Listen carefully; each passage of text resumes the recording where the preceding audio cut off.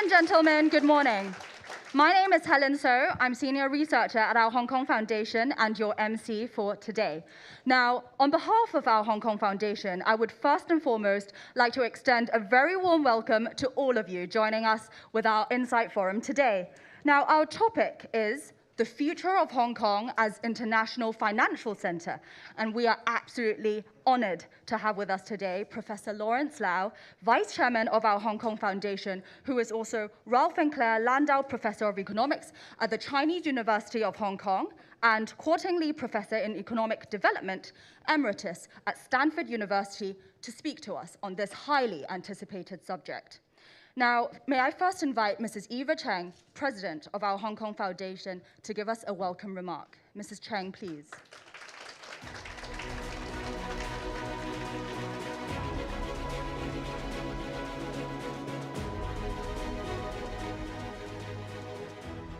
Professor Lau, distinguished guests, ladies and gentlemen, good morning and a very warm welcome to all of you.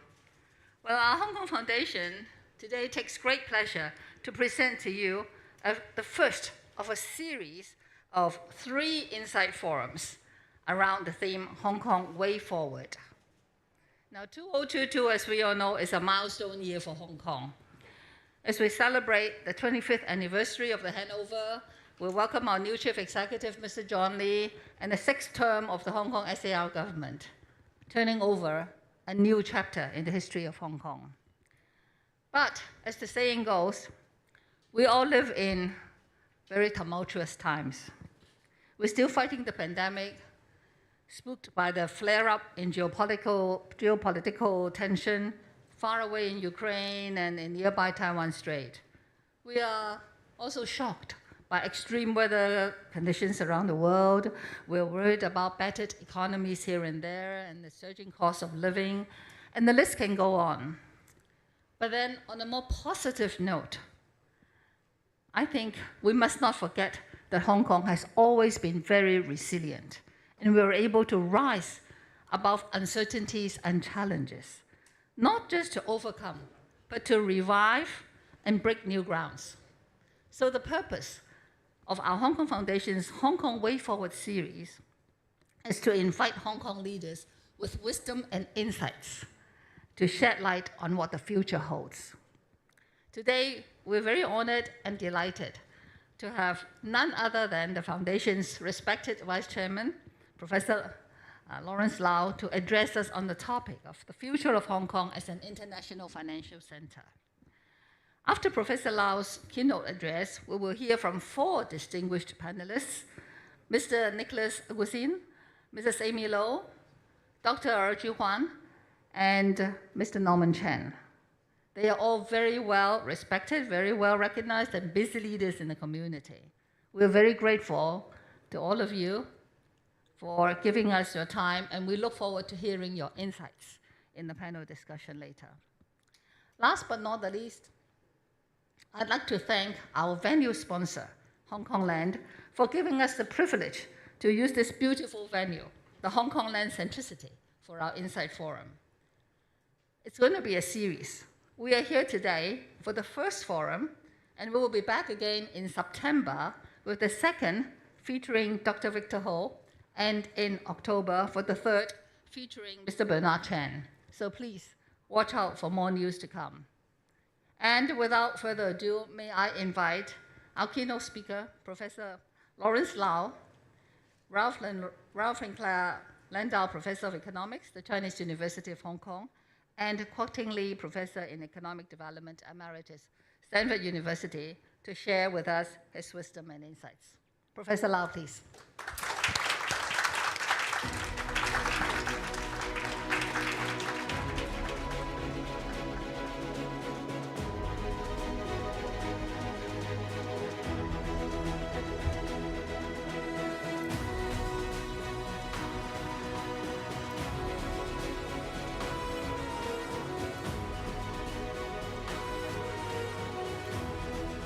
Thank you, Eva.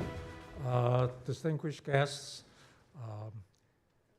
I'm most delighted to be here today. I'd like in particular to thank Nicholas Agusin, Amy Low, Zhihuan, and Norman Chan for joining our panel today. And I also like to add my thanks to Hong Kong Land for letting us use the venue.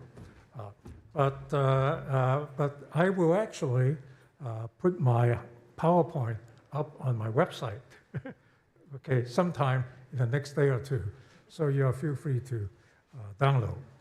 Now, Hong Kong actually has been very successful as an international financial center up to this point.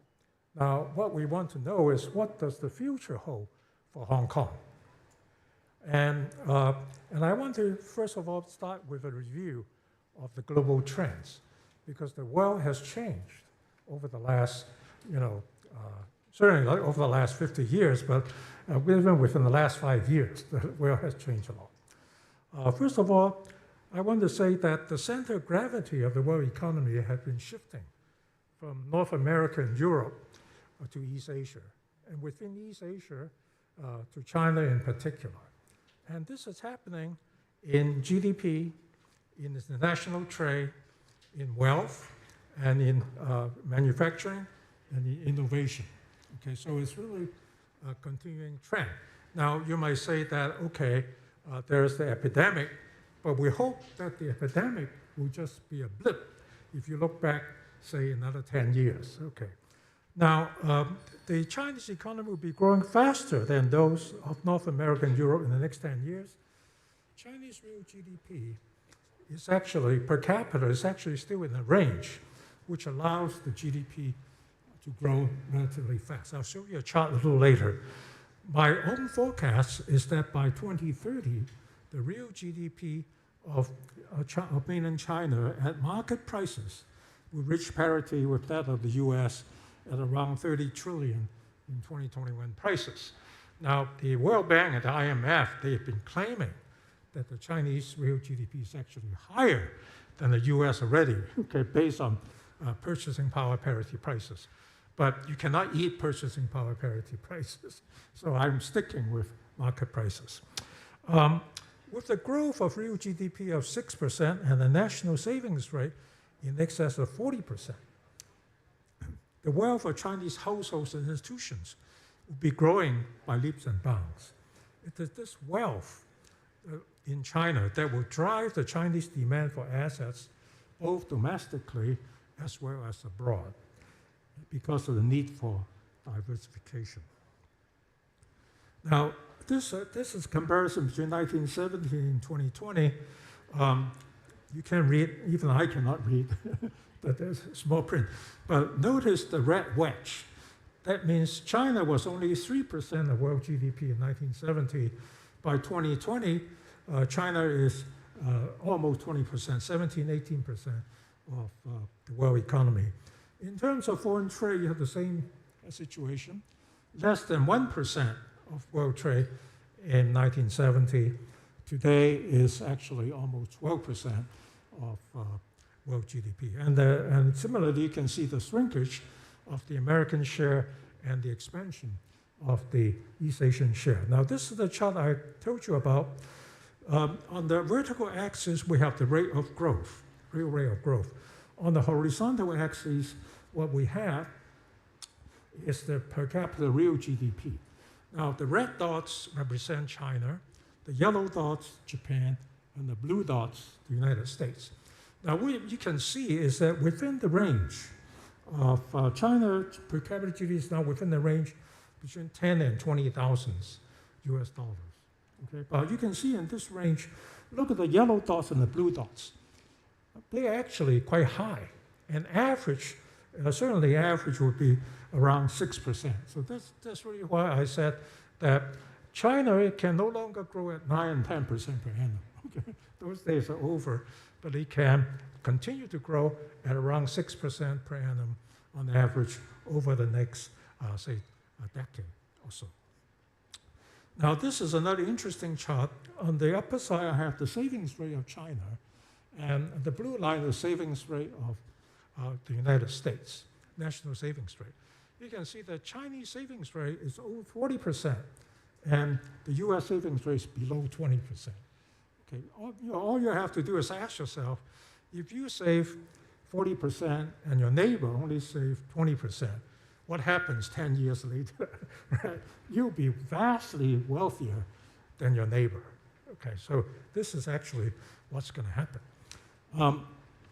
Now, the other thing I want to say is that from various reported surveys, Hurun, Forbes, and so forth, we know that there are supposedly more than 600 known US dollar billionaires in China, supposed to be more than the number in the United States.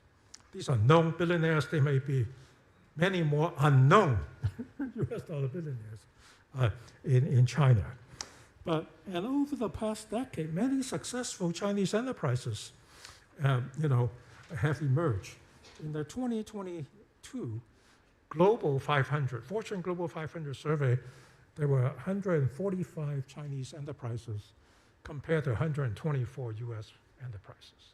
Okay, this shows how far China has become over the years.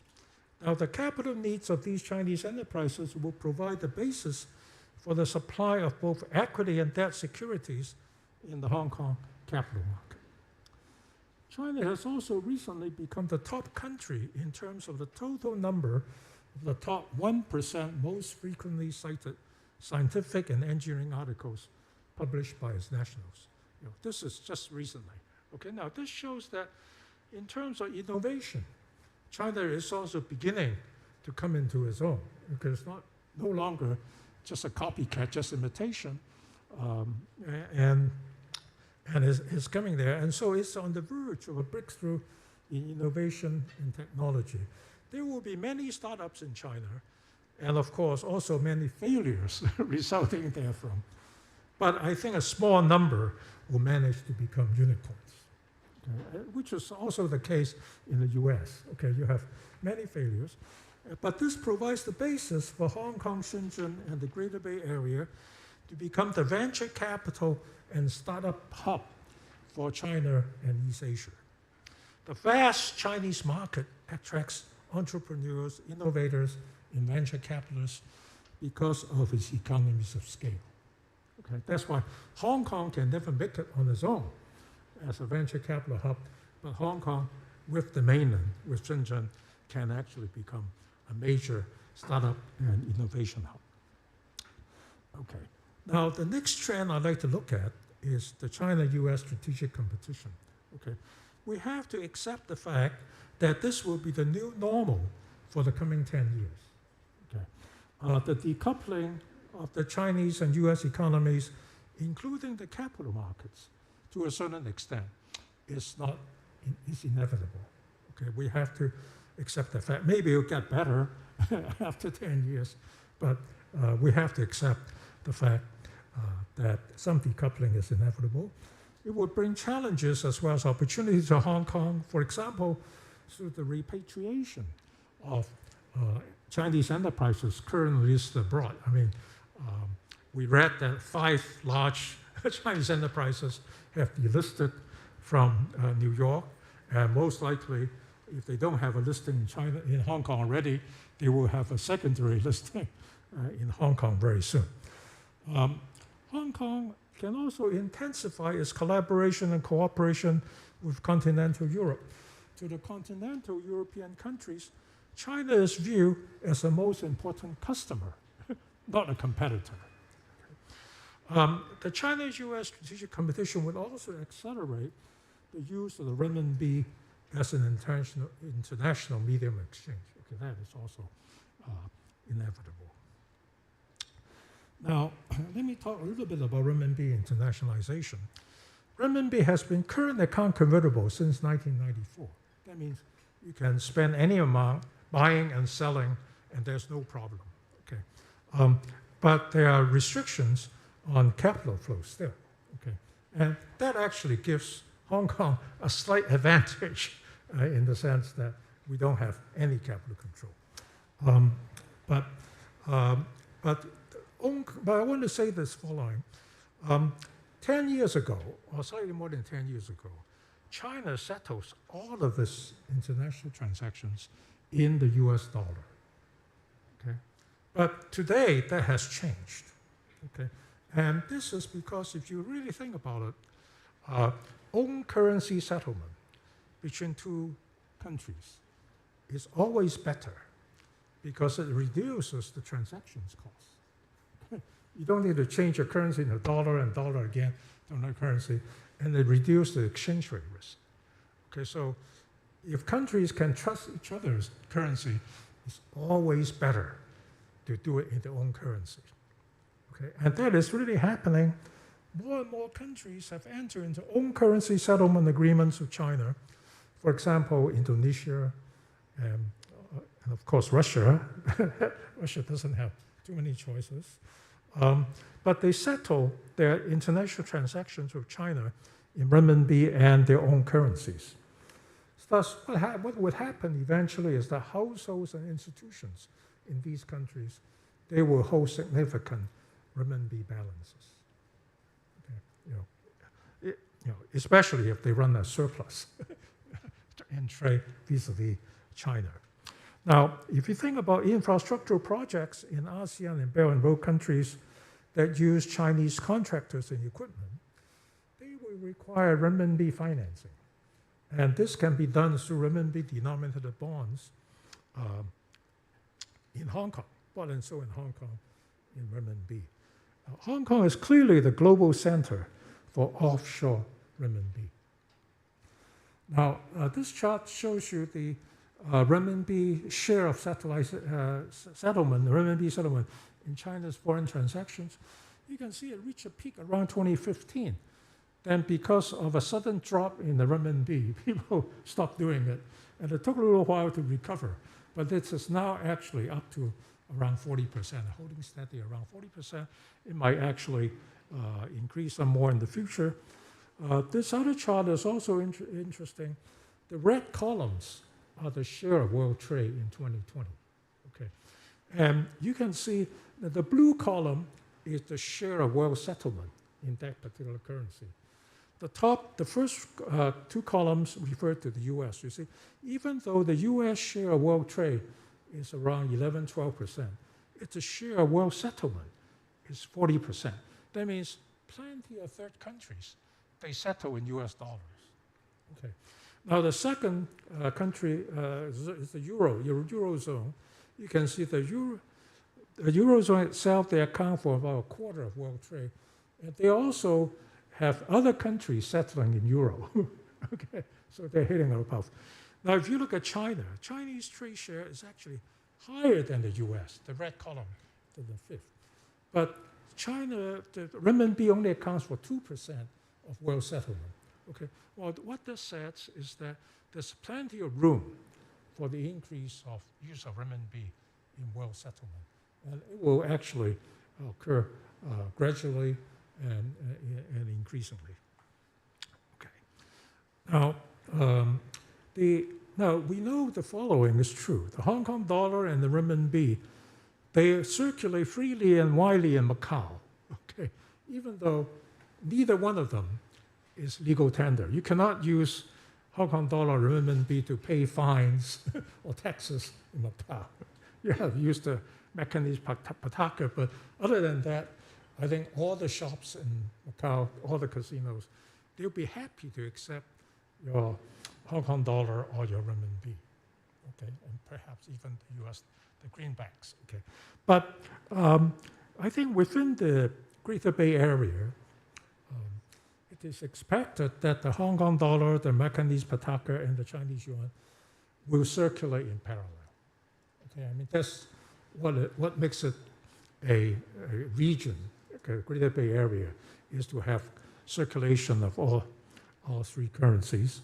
However, these three currencies will remain the sole legal tender in the respectively Hong Kong, Macau, and the GBA Hong Kong and Macau. Now, the direct use of the renminbi in Hong Kong capital markets should not only be allowed but also facilitated, given the significant offshore renminbi deposits in Hong Kong financial institutions. We have to allow people to use them to purchase goods and services, but more importantly, to purchase securities. Okay? And we can always settle using the closing rate of the day. Similarly, it should be possible for us to buy and sell securities on the Shenzhen Stock Exchange with the Hong Kong dollar. We're all in the same Greater Bay Area. Again, settlement at the closing exchange rate. Now, with the introduction of the digital central bank currencies, I'm a big fan of central bank currencies. The ECNY and EHKD, I think parallel circulation of two currencies should not pose any serious problem. Now, I don't have time to talk about the multipolarization of the world as well as the COVID-19 epidemic. So we'll find another time to discuss this. But I want to go back to say what's the Hong Kong strengths and weaknesses. Now, this is a topic that many people have talked about. I won't spend any time on it. But I want to say the following. First of all, the fixed Hong Kong dollar US peg used to be an anchor for the Hong Kong economy. It was from the mid-80s up to now. But it could become its Achilles heel because of potential US sanctions. Okay, I'm not saying that it's coming, but it's possible. But what is Hong Kong's unique and most important comparative advantage? It is really the confluence of the large demand and large supply of assets emanating from the mainland. Okay. Already, mainland enterprises account for more than half of the annual IPO volume and turnover on the Hong Kong Stock Exchange. The wealth of mainland China provides the backstop for Hong Kong as an international financial center. Moreover, the wealth holders on the mainland, they need to diversify their portfolios by geography, and Hong Kong can provide an easy way to accomplish it. What about potential competitors? I'm running out of time, so I'll be very brief. Singapore has neither the standby buying power nor the supply. All right, so that means it cannot really be a very effective competitor. Saudi Arabia and UAE, they have lots of buying power, but they cannot provide the supply. You can buy Saudi Aramco, but that's about all you can buy on the Riyadh exchange. Tokyo actually is the only city in Asia that actually potentially have both the demand and the supply. But Tokyo does not seem to want to become an international financial center. If it wanted to be, it could have become some time ago. And Japan also doesn't want, for many reasons, the yen to become a significant international medium of exchange. All right. Shanghai is a potential competitor to Hong Kong, but China is actually large enough. I've always claimed that to have two or even more financial centers. It's a big place. Okay.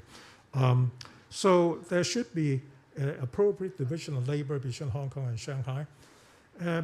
Finally, both Hong Kong and Shenzhen are part of the Greater Bay Area, and their economies complement each other. They should intensify the collaboration and cooperation. Perhaps one day, the two stock exchanges can merge into a single entity. Okay. Now, I want to say some directions for future expansion, just a few. I'm sure that the distinguished panelists will actually suggest many other possible directions. First of all, the Hong Kong Stock Exchange try to expand its geographical footprint and selectively recruit successful enterprises outside China and Hong Kong for a secondary listing. Okay, I think secondary listing is much easier. Don't try to go for a primary listing. Okay, Saudi Aramco, Airbus, Samsung, Apple are some possibilities. Hong Kong actually badly needs to develop a deep, wide, and liquid long-term fixed income market in both Hong Kong dollars and renminbi. I'm sure Mr. Agusin realizes this. It's not easy to do, but you have to do it to be complete. Both the demand and supply of renminbi-denominated bonds should be rising over time. Renminbi-denominated infrastructure and green bonds issued by the mainland central and local governments and by ASEAN and Belt and Road countries should be well received in Hong Kong. Finally, I think on the basis of the enormous backstop wealth of the mainland, Hong Kong has the potential of becoming one of the few global reinsurance centers. Concluding remarks. The future of Hong Kong as an international financial center is excellent. With the buying power of the Chinese investors on the demand side and the successful Chinese enterprise on the supply side, Hong Kong Stock Exchange cannot help but prosper. Hong Kong should capitalize on the fact that it is a global center for offshore renminbi. Finally, the economies of Hong Kong and Shenzhen together, I think, can eventually rival the success of Silicon Valley, Route 128, and NASDAQ combined in the US. Thank you very much.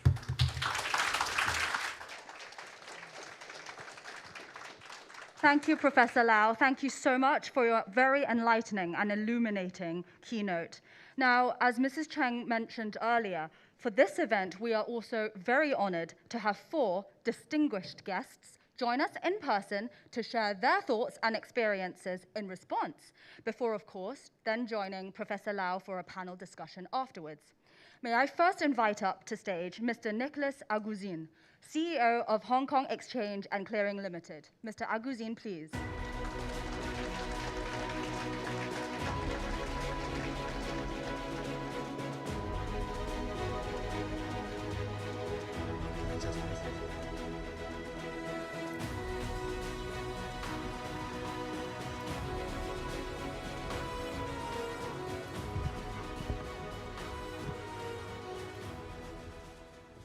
Thank you very much. Good afternoon, ladies and gentlemen.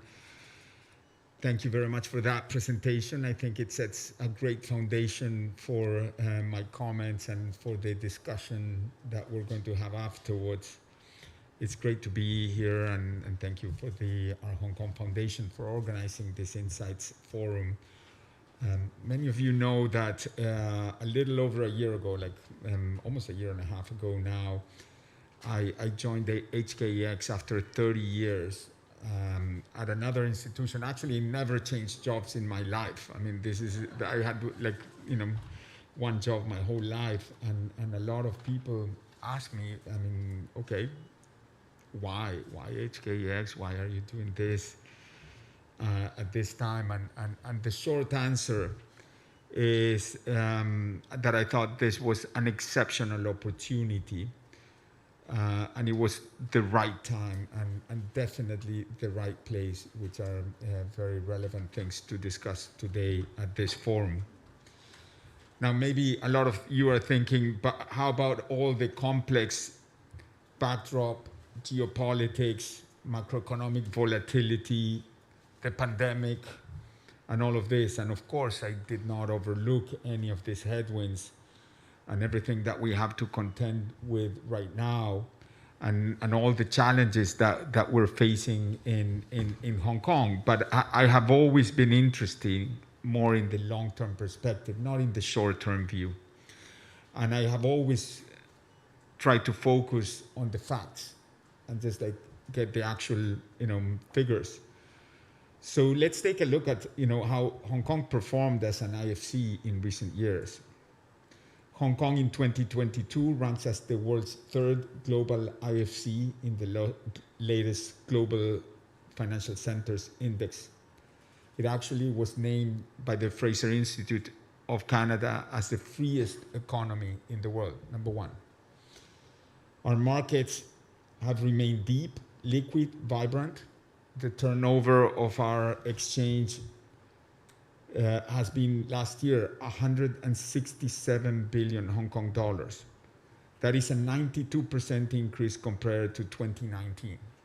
Now, over the past few months, we have seen quite a bit of a slowdown, but that's the nature of markets. Markets go up and down. HKEX remains one of the leading IPO fundraising venues. We are today Asia's largest and the world's 2nd largest biotech fundraising hub. And we're becoming the capital raising venue of tomorrow too. 90% of the capital raised in 2021, and the number is similar for 2022, is new economy companies. Our markets have continued to diversify. We're growing very fast in derivatives. Our ETF franchise is also a really good example of the potential growth of our markets. International participation in our markets, it's also growing. Over 43% of the participants represent international investors. Hong Kong is also a premier asset and wealth management hub for Asia and the world. It is now the second largest private equity hub in Asia in terms of assets under management and funds raised, and it's the leading hedge fund hub in the Asia-Pacific region. So despite all the headwinds, Hong Kong as an IFC has not only survived, it has demonstrated remarkable resilience. It has actually grown. It has grown because it's rooted on strong, solid ground. Hong Kong offers global investors and issuers a financial environment that is familiar and trusted, from its legal system to its financial infrastructure, regulatory regimes, tax regime, professional services, the talent pool. It is the most international city in China and the most Chinese city outside of the mainland. This gives it an unrivaled position as a super connector between East and West. So Hong Kong has a very unique position as a gateway to China, strong fundamentals as an IFC, and an incredible resilience and adaptability. This is what I mean when I said the right place. So how about the right time? At HKEX, we believe the best years of Hong Kong as an IFC are ahead of us. From its position of strength, we expect Hong Kong to move forward to capture the global opportunities of tomorrow. We're poised to capture some of the major megatrends that are shaping our landscape. This includes China's next phase of growth, the global sustainability agenda, and the explosion that we're likely to see in technology innovation. Let's start with supporting facts around China's continued growth. Right now, China has significant untapped pools of capital looking for ways to diversify. And international investors are also massively underinvested in the country. At the same time, China has been reforming its capital markets faster, broader, and deeper. As its economy grows, its household will increasingly allocate more wealth and a greater proportion of their wealth to capital markets. As a result, it is my view that its onshore markets are expected to grow over 100 to 100 trillion US dollars in the next decade. Right now, it's about 30 trillion US dollars. We call this the Big Bang of finance. It will reshape the future of global financial markets for years to come. Hong Kong has an established role in facilitating the two-way capital flows between China and the world. And as we prepare for the Big Bang of finance, HKEX has been enhancing the regulated and trusted infrastructure that is already in place. Connecting China and the world is one of our strategic imperatives.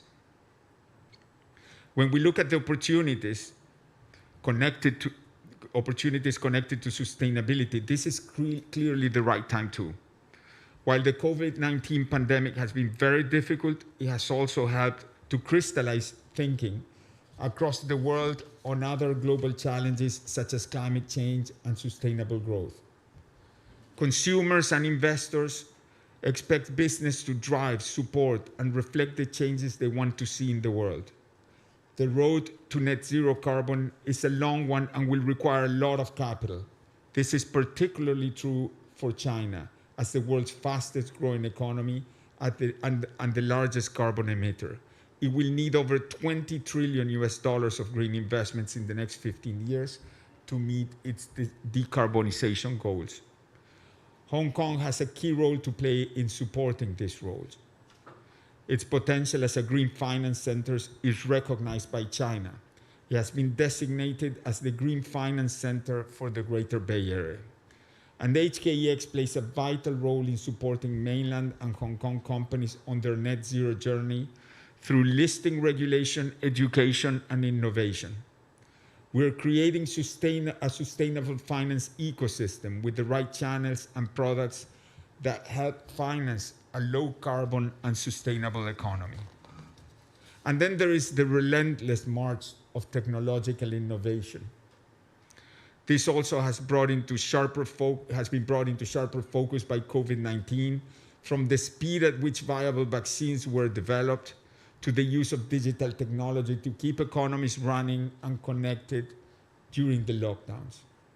In China, there's a strong policy support for innovation, and the Greater Bay Area is spearhead of the country's innovation drive. It has a cluster of world-class science and research institutions, leading tech companies, a vast pool of talent, and in Hong Kong, it has something valuable and unique, a connected international financial center. With the right coordination, the Greater Bay Area will be greater than the sum of its parts, as a new global innovation powerhouse is emerging here. And Hong Kong is its IFC. This gives Hong Kong a unique role to play in connecting the ideas of some of the world's most promising, up-and-coming innovators with global capital. Indeed, it is already here. The HKEX listing reforms of 2018 have already made Hong Kong a premier capital raising center for the companies of tomorrow. The big bang on finance, the global sustainability agenda, the explosion of tech and innovation. At the HKEX, we're poised to capitalize on opportunities by building the marketplace of the future. We envision the marketplace of the future as being supported by 3 pillars: connecting China and the world, connecting capital with opportunities, connecting today with tomorrow. The world wants to connect. The growing untapped pools of capital in China want to connect with global markets. Capital wants to connect with ideas. Everyone wants to connect today and tomorrow. The world needs more connections. And Hong Kong is the right IFC in the right place at the right time. It is a super connector that has been evolving in its roles for decades. At HKEX, we're committed to continually enhancing and expanding the infrastructure that enables Hong Kong to continue to play that role. And I'll be happy to elaborate more during our panel discussion. Thank you very much. Thank you so much, Mr. Agustin. Please take a seat. Now may I invite Ms. Amy Low, Chairman of the Executive Committee at the Private Wealth Management Association, to come up on stage, please. Ms. Low.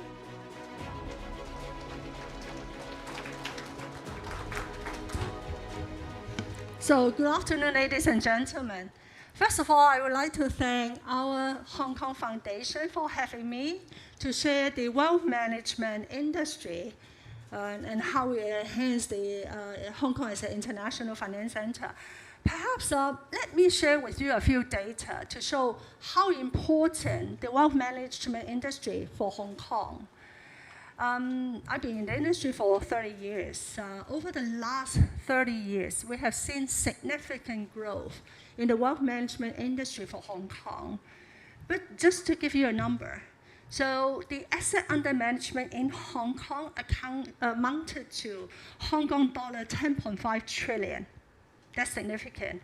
And when you look at the CAGR growth every year over the last 10 years, it's talking about 15%.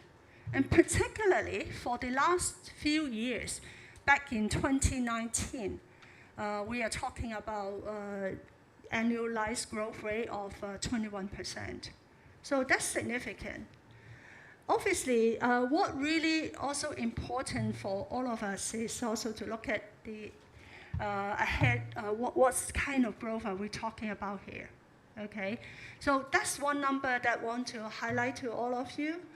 And the other one is also, if we look at the number of a high net worth individual, actually, Hong Kong is second to New York in terms of the number of high net worth individual globally. And what really attracts Hong Kong for all these high net worth individual, and we look at some of the number, primarily back to what Nicholas have said earlier, is capital market opportunity, and also the world-class regulatory kind of framework. And that really helped to attract a lot of these high net worth individuals. And thirdly, the number I also want to share with you also is the foreign direct investment.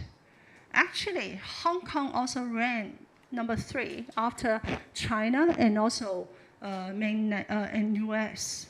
And last year alone, we are talking about US dollar 141 billion foreign direct investment in Hong Kong. And so these are also the opportunity that a lot of the investors treasure, particularly for some of our sophisticated investors like the family offices. Then the question is, what lies ahead? What can we do more in order to foster Hong Kong as an international finance hub and also a leading wealth management hub? Because all the other centers also fight to escalate and elevate their wealth management hub status. I would say there are 4 growth drivers. Number 1 growth driver is Mainland China and also the GBA. Because every year, the Hong Kong Private Wealth Management Association, which has 45 members banks in Hong Kong, or the major local, international, and also the Chinese banks in Hong Kong, we did a vote and asked them, what's the most important growth market for you?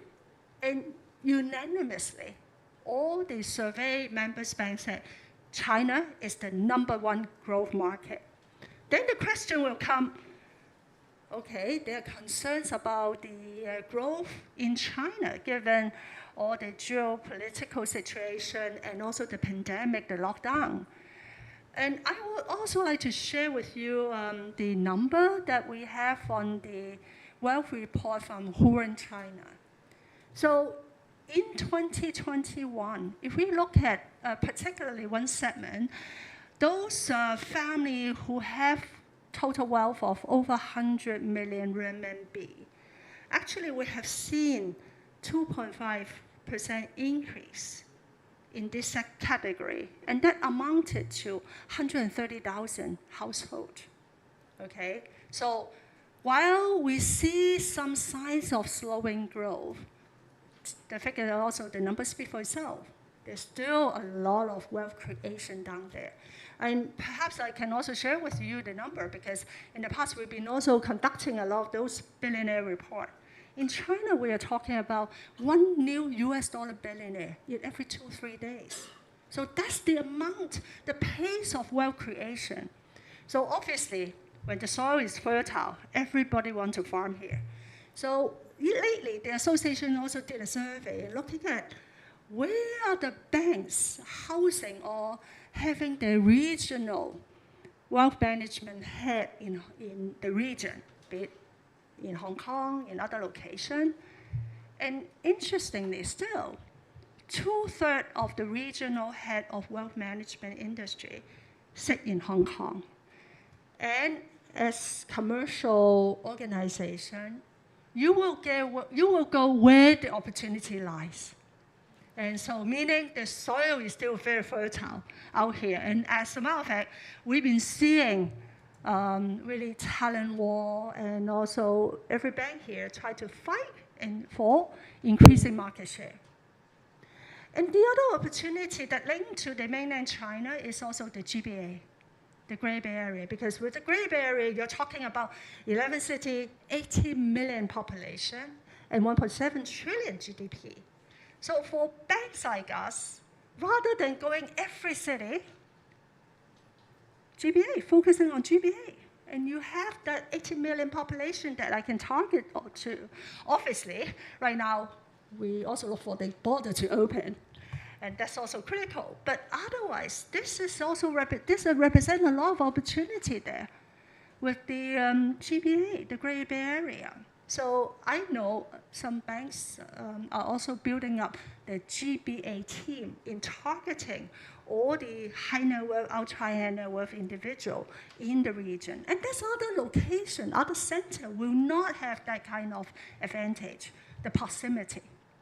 Because within the GBA, you are talking about 1 hour by travel, that you can reach this 18 million population. And for me, for us as a management, I can also easily do the management oversight among this city here, okay? So we welcome also very much the Wealth Management Connect that has been rolled over. that has been launched. Obviously, we have been giving a lot of suggestions to the government, to the regulators, how to get more traction. For example, by also expanding the product scope and also increase the quota, because currently you're talking about 1 million renminbi individual quota. That's more retail, and to be honest, that's not also playing to the strength of Hong Kong as a wealth management hub. So these are some of the things that we've been also lobbying to the government there. And so that's one growth driver, Mainland China and GBA. And that's the collective voices we've been hearing from the industry. Second growth driver is family offices. Because when the family offices come, the rest will come. And actually, we've been also, time's up, I know. Okay. For the family offices, Hong Kong also has a long track record in serving all these kind of family offices, having very strong expertise on wealth planning, philanthropy, and family advisory. And obviously, this is a very, again, another very fertile soil that everybody wants to fight for. And obviously, we are here not without any competition. So I think what's important is the government, the regulator, also has to provide a more favorable operating environment for these family offices to flourish. Then third growth driver, I would say, is sustainability. I would say all of you will agree with me, because if there's one agenda that's on top of everybody's mind, be it regulator, investor, corporate, government, is ESG. So we've been also seeing increasing interest from the investor on the ESG. As a matter of fact, we conducted the Global Family Office report. And from that report, over 50%, 56% of the family offices have invested in sustainable investing. And they said they will increase their investment into the sustainable investing. So I think if Hong Kong can really position ourselves as a sustainable ESG hub, a lot more opportunity to capture. But one pain point is that there's a shortage of the ESG talent out here. So how are we going to attract more talent? Then finally, if I can touch on digitalization, because the whole pandemic has accelerated digital transformation, and even for banking. So one of the pain point or opportunity for wealth management or finance industry is how are we going to leverage on digital solution, digital kind of platform to capture the new young growth segment. So now we've been also working together with some of the fintech, because other than bank, the fintech startup are also offering digital wealth solutions there. So if, again, Hong Kong can position themselves and offer that kind of platform to collaborate, to foster the digital, that would be helpful. And so to conclude, I would say Hong Kong as an IFC and also as a leading wealth management hub is here and must continue to be nurtured and cherished in the midst of all this environment. And I'm very confident that with concerted effort from everyone, we are here. The Hong Kong as an IFC and wealth management hub is here to prevail. Thank you. Thank you so much, Ms. Lo. Please take a seat. Next, may I invite Dr. E. Zhihuan, Chief Economist from the Bank of China, to deliver a speech, please. Dr. E.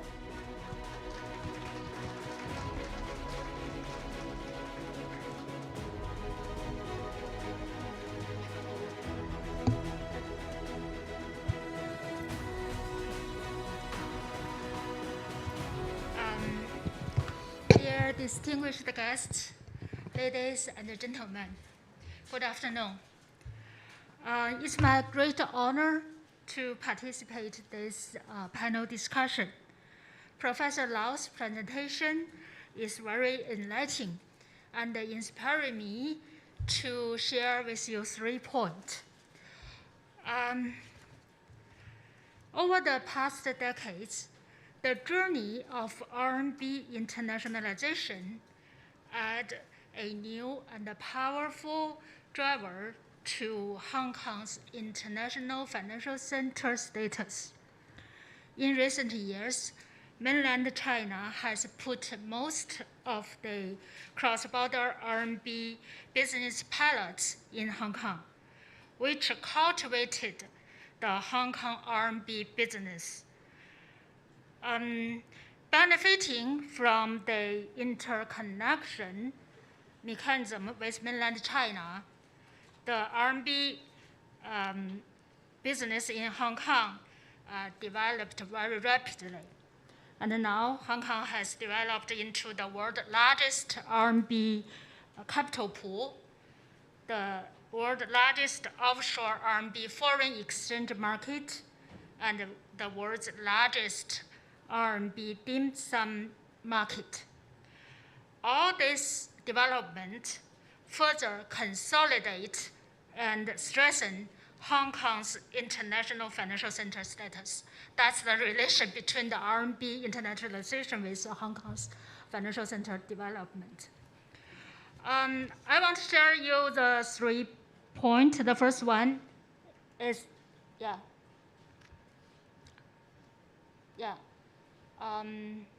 I think the first pillar of RMB internationalization is the market infrastructure. As RMB internationalization enter a new phase, a lot of milestones have been reached in the past 20 years. Yes, it's 20 years since the beginning. In December 2003, PBOC appointed Bank of China Hong Kong as the first Hong Kong RMB clearing bank, and engaged our bank to set up the RMB personal business, and began the offshore RMB market. In February 2004, Bank of China launched the 4 personal RMB services and provide clearing services even before the mainland China officially introduced cross-border RMB settlement pilot in 2009, which marked the beginning of RMB internationalization.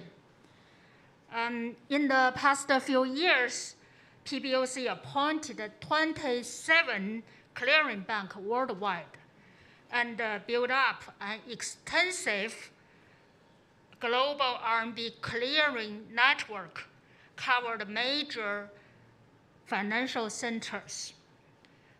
In 2015, the SIPS system was officially launched, and the Hong Kong RMB RTGS system joined the SIPS, playing an important role in the SIPS system.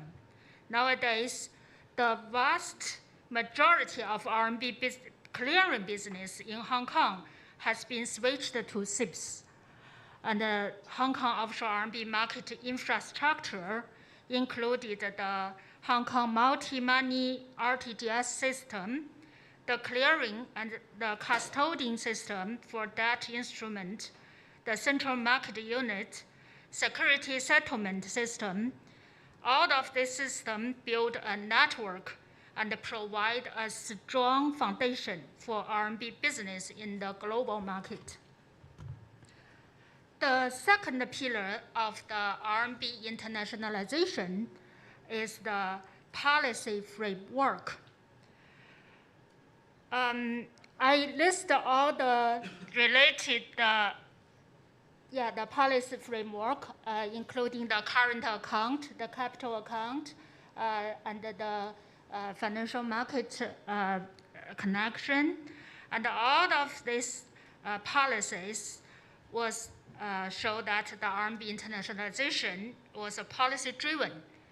After 2008 global financial crisis, mainland regulator launched several kinds of RMB-related policies and built up a whole policy system focusing on key items to meet market demand and promote RMB internationalization.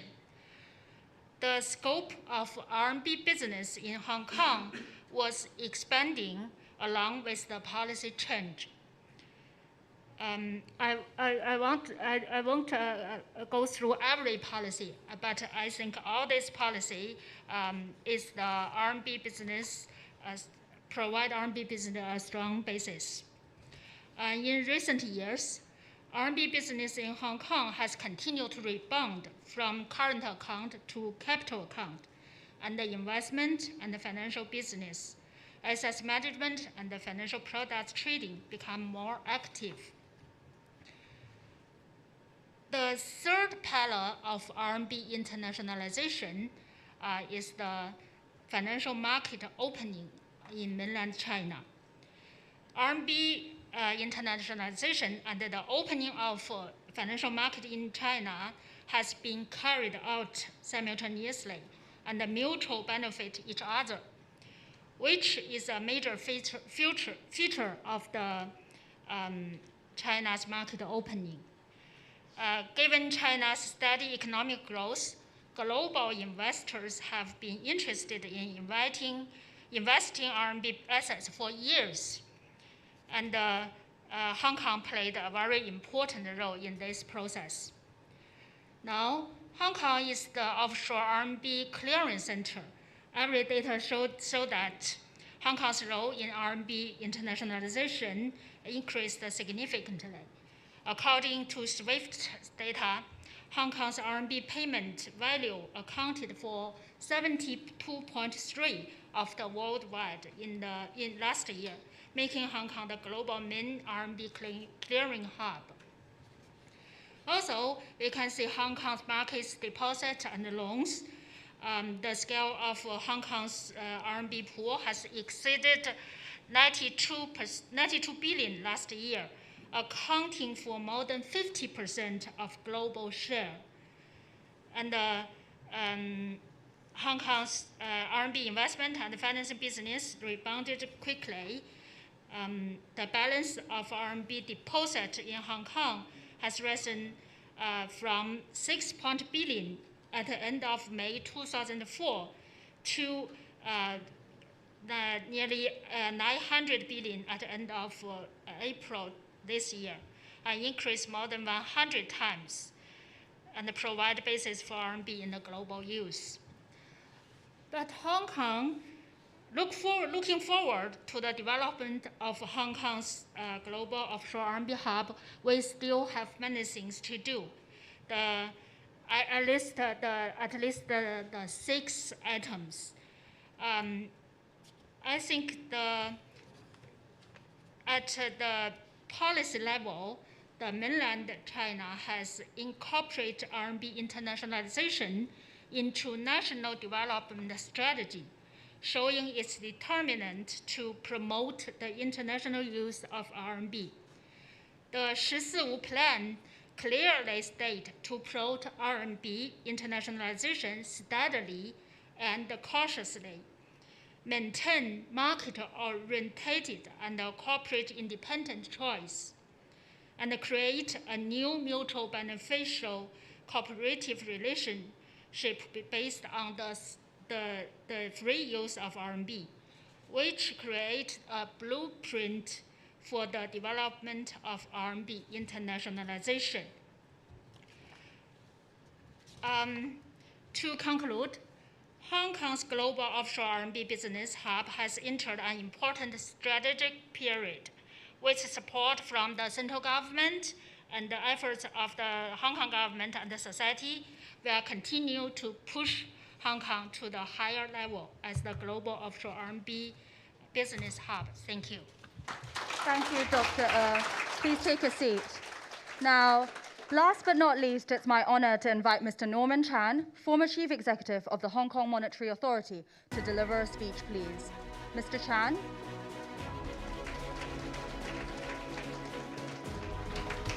Mrs. Eva Jane, Professor Larry Lau, thanks for having me today. It's a great honor to join this seminar. I have 10 minutes. So in the next few minutes, I'm going to make some remarks, and I will divide my remarks into 3 parts. First part will be my personal takeaways from President Xi's very important policy statement made on 1st July here in Hong Kong. Second part is talk about my view on the positioning of Hong Kong as the premier or the best IFC in Asia. And lastly, I'll spend a bit more time to share with you a couple of suggestions, my suggestions on how to strengthen Hong Kong's competitiveness as an IFC. First of all, let me share with you my takeaways from President Xi's statement, which are pertinent to the theme of the seminar today. First, President Xi fully endorsed the one country, two systems principles, which has maintained the stability and prosperity of Hong Kong in the last 25 years. There's a track record of 25 years, and the central government has made a full endorsement. And one country, two system has also helped Hong Kong to play a crucial role in President Xi onwards in supporting the development of China and the great rejuvenation of the Chinese nation. 中華民族偉大復興. This is first takeaway.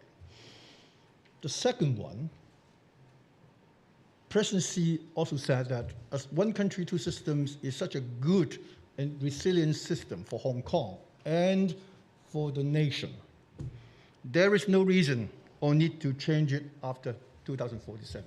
And this is my interpretation. That means the one country, two system for Hong Kong will continue for a very, very long time to come.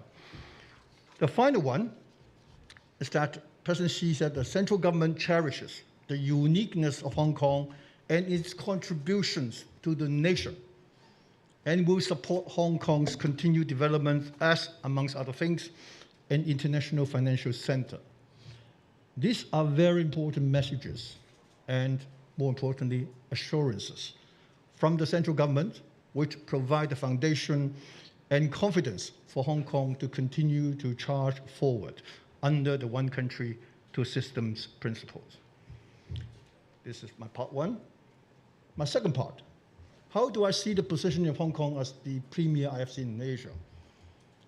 I've always held the view that Hong Kong is uniquely well positioned to be the best gateway and conduit to intermediate trade and capital flows between mainland China and the rest of the world. To me, a successful international trade and financial hub must be close to the markets and customers it serves. Assuming that China would continue to maintain capital account controls and only relax the restrictions gradually and incrementally over time, no mainland cities or other overseas financial centers can be a better place than Hong Kong in intermediating financial flows into and out of mainland China. That's my view. Hong Kong's position as the premier IFC in Asia can be borne out by the amazing fact that the share of contribution of financial service sector to Hong Kong's GDP has grown from just over 10% in 1997 to over 23% recently. Hong Kong's position as an IFC will continue to strengthen, given, as other speakers already talk about, the immense opportunities presented by China's economic growth and the development of the Greater Bay Area in the next decade or two. Most importantly, Beijing is fully supportive of the policies and measures to facilitate Hong Kong's development as an IFC. That's very important. I come to my last part, a couple of suggestions on how to strengthen Hong Kong's competitiveness as an IFC. There are three suggestions. The first one relates to Hong Kong's mainland financial connection. We need to further expand the various dedicated conduit channels for capital flows between Hong Kong and the mainland. We just heard, we already have the Stock Connect, Bond Connect, Mutual Recognition of Funds, Gold Connect, Swap Connect, and lately the Wealth Management Connect that Ms. Amy Low talked about within the Greater Bay Area. But this is far from enough. New and wider channels must be developed in order to meet the increasing demand for more open and diversified flows of money and capital between the mainland and the rest of the world. I believe that bolder and more innovative experimental schemes within the Greater Bay Area Greater Bay Area can and should be rolled out. We talk about other great Bay Areas, Tokyo Bay, San Francisco Bay, and maybe New York Bay. If our Greater Bay Area is going to surpass these great Bay Areas and become the largest and most dynamic Bay Area in the world, we must do more to overcome the impediments to the free movement of the basic factors of production. Goods, including services, people, and capital, especially capital, the last one. One has to bear in mind the biggest difference between us and this Bay Area is that they are one country, one system. We have one country, two systems. One possible experimental scheme is what I have suggested before, a form of capital connect that will allow freer flow of capital within the Greater Bay Area for capital raised through the designated funding platforms in the Greater Bay Area, such as the stock markets and the bond markets. To ensure that the funds raised through the Capital Connect do not circulate outside the Greater Bay Area, it would be possible to deploy the latest blockchain technology to trace the fund flows and prevent its circulation and use outside the Greater Bay Area. My second suggestion relates to the transformation into a digital world and markets, which Emilio talked about just now. Whether one likes it or not, the world is now entering rapidly into a new era of digital age. The old ways, the conventional ways of undertaking most of our economic and social activities, such as communication, production, distribution, intermediation, etc., will be replaced by digital format or platforms. This certainly includes financial services. Those centers which can learn to transform themselves will stand to gain, while those who drag their feet will inevitably be left behind. I believe there's an urgent need for Hong Kong to move at a faster pace in this digital transformation. This transformation is much more than upgrading banking and trading systems from analog format to the digital format. For example, Singapore is ahead of Hong Kong in promoting the development and trading of digital assets. A large number of experts and practitioners in blockchain technologies have now moved to Singapore as they see more opportunities there. While I'm not advocating any public policy shift in favor of cryptocurrencies, it should be borne in mind that digital assets are much, much wider than cryptocurrencies. There have been misgivings about blockchain technology as some people have mistakenly equated blockchain with Bitcoin or some highly speculative cryptocurrencies. By the same token, some have thought quite wrongly that metaverse is just about virtual games and pure financial speculation, without realizing its huge potential in its application in many other settings.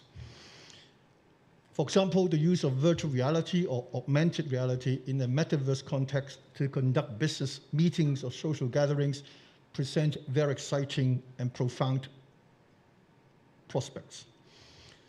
As we move from an analog world into a digital world, inevitably two types of assets will emerge. First, purely digital assets, such as digital image, music, or artworks in the form of NFTs, will not only become the trend, but also a very big industry or market. So such digital assets will need to be assimilated into the formal financial system somehow and sometime. But purely digital or intangible assets, while becoming very big, cannot and will not displace conventional or tangible assets. Conventional or tangible assets, such as fine wines, artworks, antiques, etc., will need to be digitized, also in the form of NFTs. This tokenization of conventional assets will greatly enhance the marketability and liquidity of millions and millions of otherwise illiquid assets. The use of blockchain technology and smart contracts will fundamentally transform the ways in which many conventional assets are held, owned, and traded. Hong Kong must recognize and embrace this fundamental shift to a digital world and take proactive steps to facilitate the transformation. We must seize the golden opportunity to become the leading hub in Asia in dealing with different kinds of digital assets. Quite apart from the technology side of things, such as blockchain, smart contracts, AI, and big data, Hong Kong will need to put in place the necessary legal and policy infrastructure so that the digital assets can be created, custodized, traded, settled, and financed safely and efficiently in Hong Kong and in compliance with the international standards or best practices. Time's up, I've been told. So my last suggestion relates to points already mentioned by Nicholas and Amy about green finance, sustainable finance. So my only comment on this that on this green finance and sustainable investment, the government, regulators, stock exchange, and financial institutions and professionals must work doubly hard together to develop and consolidate Hong Kong as the leading ESG green financial hub of Asia. Thank you very much. Thank you, Mr. Chan. Please take a seat. Now, after 5 incredibly succinct and thought-provoking speeches, it is now time for the much-awaited panel discussion, which will be around 20 minutes, including a 10-minute Q&A session where we will be opening the floor for questions. So any on-site guests and media friends, you are more welcome to raise your questions then.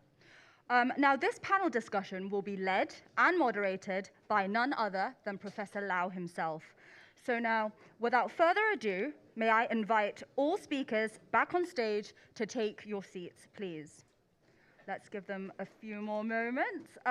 Yes, Professor Lau, please. Mr. Aguzin, Ms. Low, Dr.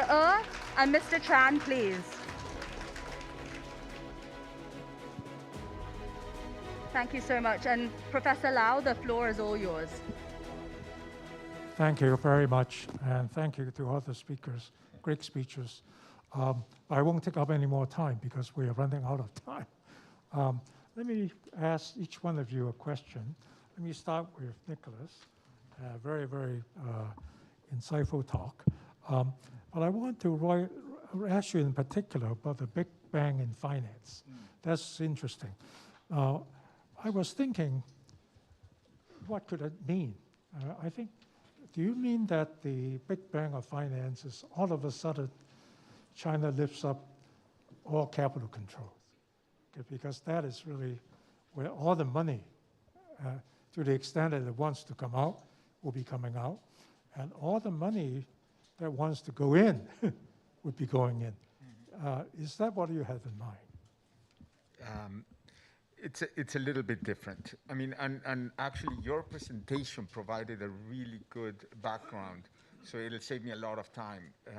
You mentioned that you expect GDP of China to grow to $30 trillion in 2021 numbers, which means that it's probably more in 2030 numbers. I mean, it'll be like 32, 33. So I agree, it'll be north of 30 trillion in the next 10 years. I'm using even a little bit like more conservative, projections and assumptions on real terms, but still 30 trillion. I mean, if you look at the proportion of debt capital markets or equity capital markets as a percentage of GDP of most developed markets, they are like 500, 600% of GDP. Today, the capital markets of China are about 30 trillion. So it's actually, assuming it gets to like somewhere in the middle between where they are today and where the most developed countries are, you'll get to 300%, 350%. So you'll get to that 100 trillion US dollars that I'm talking about. Now, 100 trillion US dollars of capital markets. I mean, it's just like gigantic. I mean, it's something that we have not seen. And I'm not talking about any significant total opening, total back and forth and convertibility and all that. I'm just talking about small projections. Now, that's the size of the domestic capital market.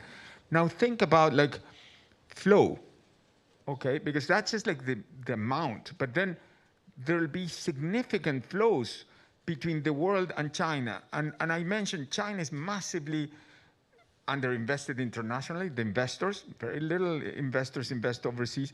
And the other way around, international investors have very little of the domestic capital markets. I mean, it's less than 5%. So imagine if that grows. So it's a huge growth and then another huge growth. And where is that all going to happen? Actually, I don't think it'll be totally open. which means that a lot of it will have to go through Hong Kong. I mean, actually, if it's totally open, it may grow even more, and who knows? I mean, maybe the share is a little less, but the numbers are massive anyways. So, I mean, and this is like once in a lifetime. This is like you're seeing, we're going to see this in the next 10 years, 15 years, and it's our time. And that's why I say we are at the right place at the right time. Thank you, Nicholas. Thank you. My next question is for Amy. Amy, enjoy your talk on the wealth management. Based on your own personal experience, do you think Hong Kong has been able to provide all the financial products and services that are demanded by family offices and the high net worth individuals? And if not, what are lacking? And how can Hong Kong make up the deficiencies? Thank you, Lawrence. Obviously, in general, I would say yes. Otherwise, we won't be the leading IFC and also the wealth management hub. But if I may propose 3 areas for enhancement. Number 1 is with regard to the how we can expand and also deepening the product range. Because if I look at the Global Family Office report, one of the areas that a lot of the family offices are very interested in is alternative, private equity, and also all these kind of direct investment. And that also, back to Nicholas said, Hong Kong is a strength, being number 1, but we cannot be complacent. So how we can also further deepen and also widen the product offering, and also leveraging a lot of the Connect scheme. Again, that will be one of the differentiator compared to other center.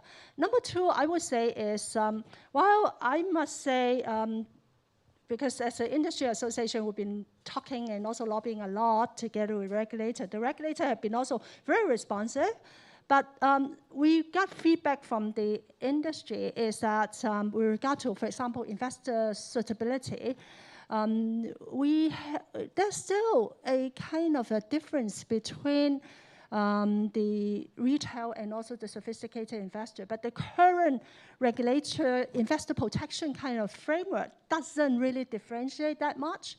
So further streamlining and also more recognition on that front will be helpful, because again, for some of those sophisticated for family offices, their risk appetite is higher.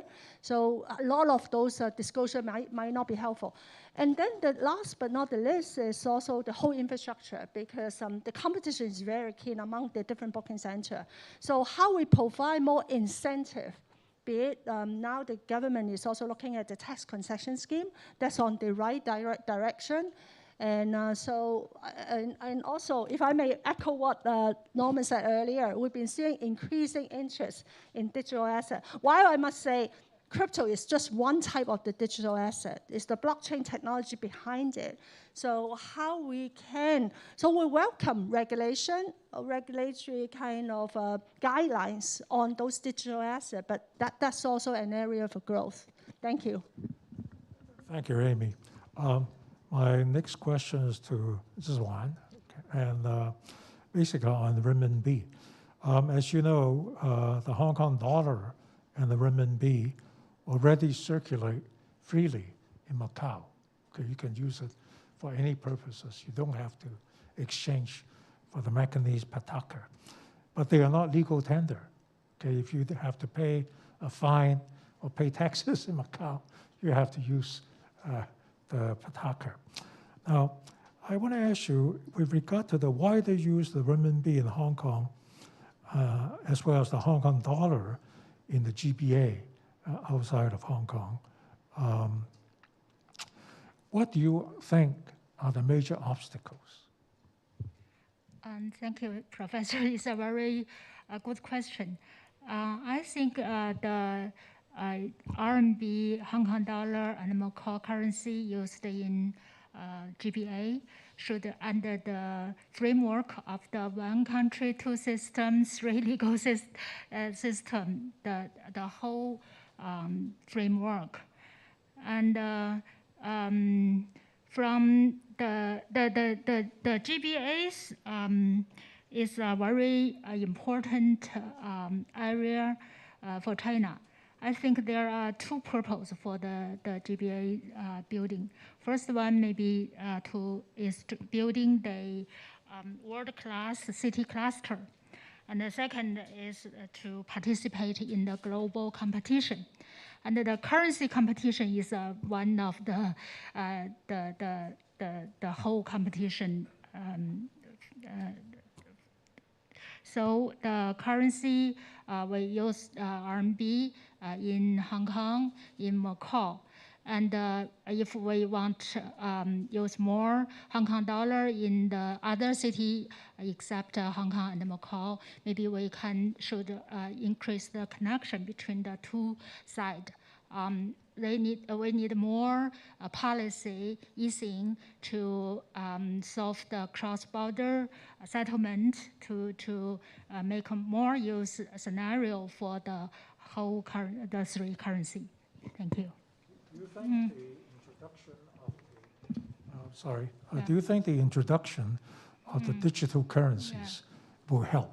Let's say if you have ECNY, in Hong Kong, and the EHKD, in fact, have digital currencies everywhere. That should make it much easier. Yeah. The ECNY and the CBDC, now it's still used in the retail side, and to meet the payment demand in the digital currency, and explore cross-border is the second step.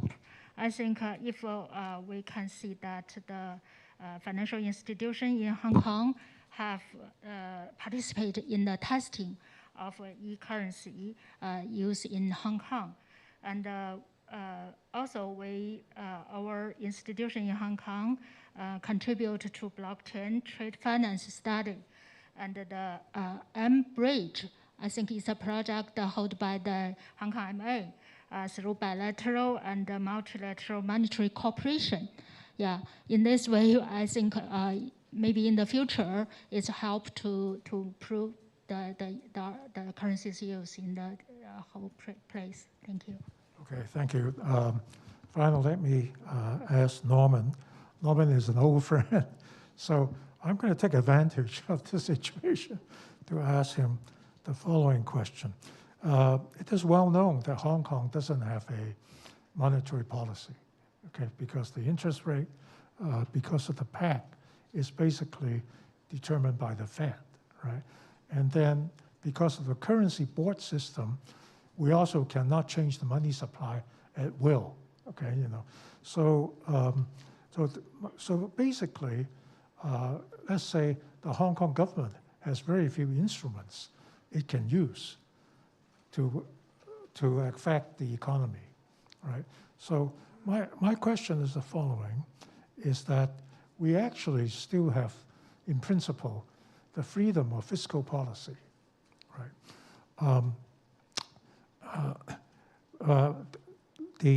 But we don't seem to have used that freedom very actively until very recently. If you think of the consumption vouchers, I mean, they are a form of fiscal policy. Why do you think that is the case? Do you think there's room for a more active fiscal policy for Hong Kong going forward? Well, that's a very good but very complicated question. I probably need half an hour to actually give you a kind of a reply. But I'll come to that point very quickly. But I want to follow up on the point that Nicholas mentioned, and also mentioned in my presentation, about the assumption that capital controls, restriction are going to stay with Mainland for a period of time. They only be lifted gradually. And some have argued that this is a borrowed time point. That means, well, China is not having capital flows, having capital controls, that you can enjoy this unique advantage. That is correct. This is my thesis as well. This is also Nicholas' thesis. But I can actually argue that, therefore, at the moment, there's no direct competition between Hong Kong as an IFC and Shanghai, Shenzhen, because international flows, they are kind of handicapped. There's no doubt about it. But if one day, I don't know when, if those controls on the Mainland are lifted, would that mean Hong Kong will be doomed? I can tell you my view. It's exactly the opposite. That means capital can move freely between mainland China and Hong Kong and the rest of the world. In that scenario, Hong Kong as a financial center will compete with mainland cities, centers for RMB businesses. The volumes are gigantic. At the moment, no matter how good the banks are, they can't reach into mainland China because there's border and control. By then, it's free competition. That means competition, yes, but it's entire different world. Larry, I mean, as a responsible panelist, I must answer your question. Especially you given me the advance warning. I would say, put this way, not that long ago, IMF put up a guidance, say in general, government indebtedness of around 60% is kind of a safety benchmark. If you go above that, it may be a bit dangerous. You remember Greece, the Greek debt crisis was 120% government debt to GDP, and there was a crisis, and you look at Italy. But now people don't talk about it. I would say, in general, the fiscal discipline has deteriorated to such an extent, shockingly, even economists don't talk about it. I mean, government officials, politicians don't talk about it. Yes, fine, but even economists don't talk about it. I'm, in fact, shocked. But the fundamental principles still remain valid. If you borrow money, you need to pay them back. If interest rates are low or even negative, that's a pleasure to borrow as much as possible. But you still need to pay them back someday. Therefore, to complement so-called the theoretical argument of fiscal policy complementing monetary policy is a myth now, at least in the last 10, 15 years.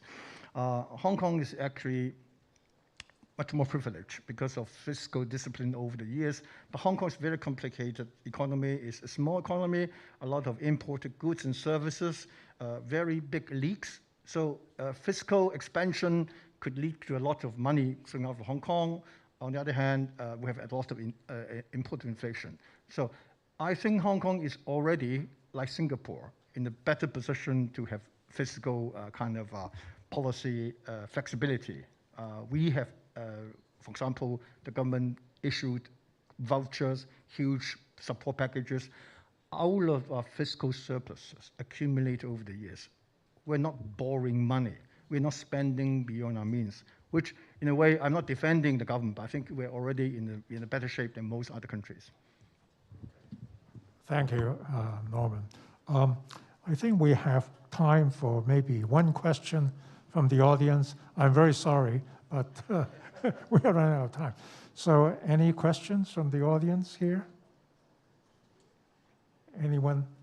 Oh, Kashi? Okay, all right. Hi, Larry. It's always a pleasure to hear you speak. And also, it's also fair that you give questions to others. We'll give you questions too, right? No? On your presentation, you mentioned about Europe being it's not a competitor, and we should build on it, right?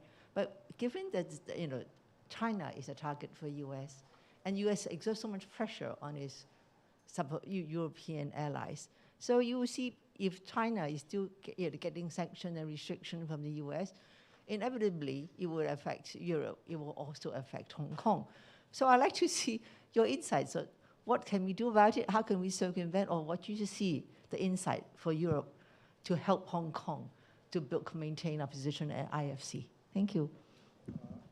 Thank you. Let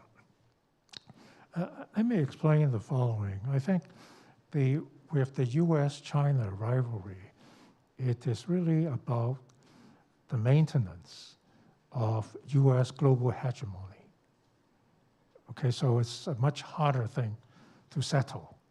Okay, so I think, but between Europe and China, continental European country and China, none of the countries in Europe, they want to have any hegemony anywhere. Neither the China. So there is no fundamental geopolitical conflict between the two. I think that the European countries, basically, because of NATO, is being dragged along. But I think they also have substantial economic interests in China. Right? So I don't think they're going to give up very, very easily. Okay, and so I think that is something that I think Hong Kong can try to cultivate, try to attract the Europeans and so forth, whereas it's much harder today to try to cultivate American firms and enterprises. That's all I have in mind. Yeah. Thank you.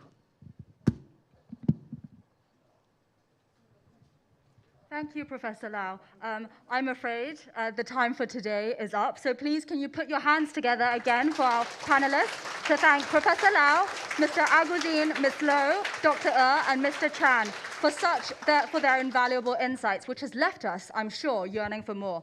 I also take this opportunity to thank Hong Kong Land again as our venue sponsor for today. Last, it only remains for me to thank you all for joining us today, and I look forward to seeing you again at our next Insight Forum of the Hong Kong Way Forward series, when we'll be bringing to you Dr. Victor Fung on the future of Hong Kong as a regional innovation hub on September 13th, followed by Mr. Bernard Chan on the future of Hong Kong as a Sino-Western arts and culture exchange hub on October 27th. So please stay tuned, and in the interim, I wish you all good health and goodbye.